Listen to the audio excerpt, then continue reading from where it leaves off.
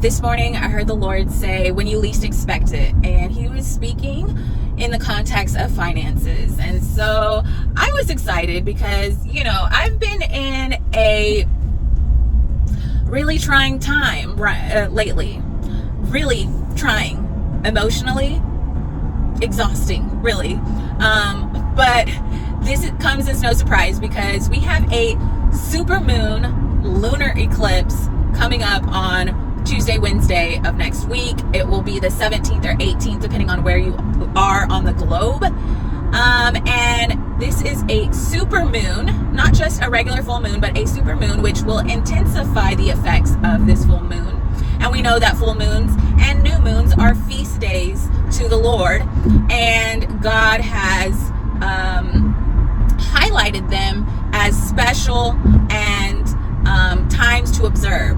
Okay, and we know that in Genesis he says that he placed the celestial bodies in the heavens to be for signs and for seasons, and that in the last days he would show forth signs in the sun, moon, and the stars.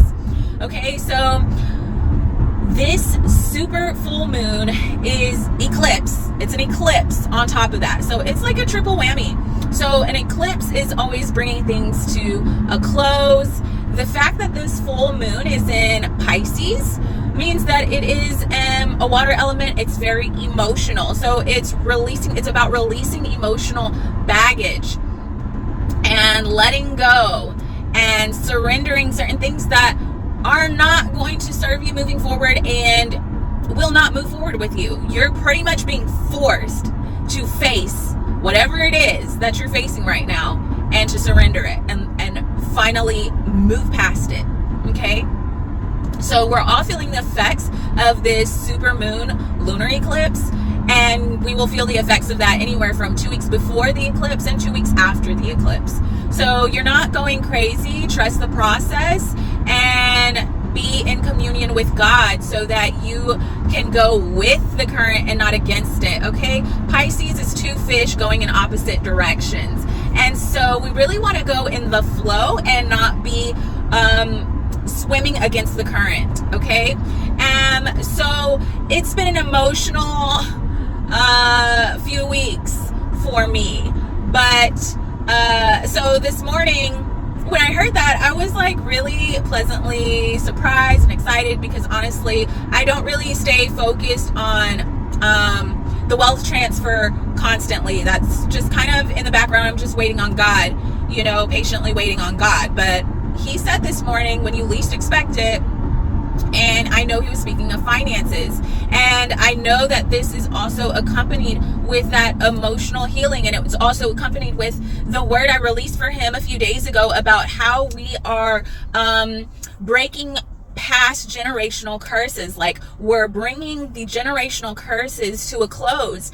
So one of the things that came when Israel fell, when the people of God fell into idolatry and they lost their inheritance and they were scattered throughout the nations, was they lost their influence, they lost their wealth.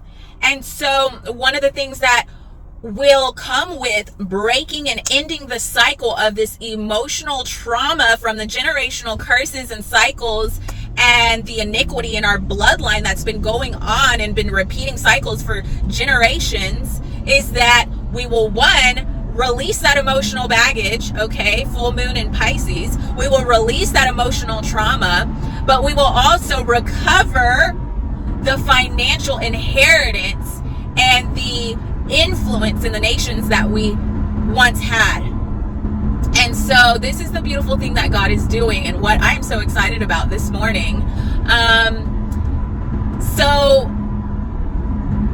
Today's a really good day as well, celestially speaking, to be out there with your friends and family, to be a bit more social. And so I'm hoping, I've got like my park gear on because as soon as I get out of work, I'm trying to go to the duck park and feed the ducks and soak in some sun and be with my family. But so just FYI, embrace this day. It's a beautiful day. But something I want to share as well about the sun and the moon, solar eclipses, lunar eclipses, and kind of the difference between the two. Lunar eclipses are going to affect the collective. So like the little people, the everyday person, it's going to affect the collective. And we're all going to be feeling the influence of a lunar eclipse, super moon especially. We're all going to feel it to some degree, some more than others. So we're all kind of in the same boat. So be nice to people, because we're all going through emotional release right now. And sometimes we resist that, okay? Oftentimes we resist that. So let's be nice. Let's be kind. Let's be patient. But solar eclipses are more towards going to influence leaders in the world, people and places of leadership. So for example, presidents, politicians, kings, queens, leaders of companies, CEOs. So this is what to expect during a solar eclipse. You're going to look more at what's going on in places of leadership. And I want to give an example that on April 8th was a big solar eclipse, and a significant solar eclipse. It was on this solar eclipse that CERN wanted to start up the collider again and do more tests. And they did do this during the actual solar eclipse.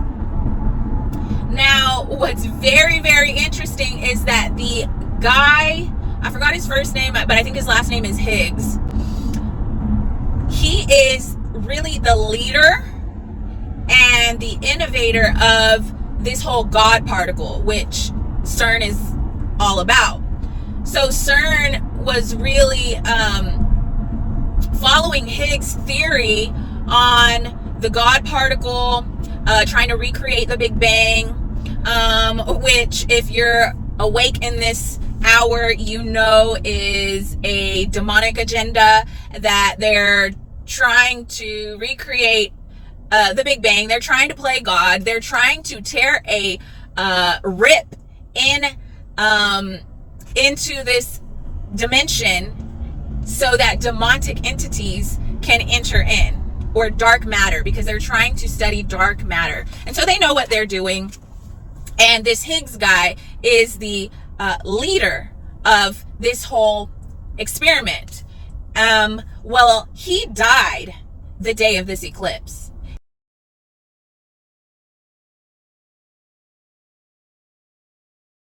He died the day of this solar eclipse. So that is just an example of how solar eclipses are more signs for leaders and influence things in the lives of people in leadership. And so, yeah, just wanted to share with you guys, big things are happening. God is going to bring a release emotionally, financially, and he's going to restore. So just try to let go and not let whatever might be happening right now, surrender that to God, because God's got it all figured out.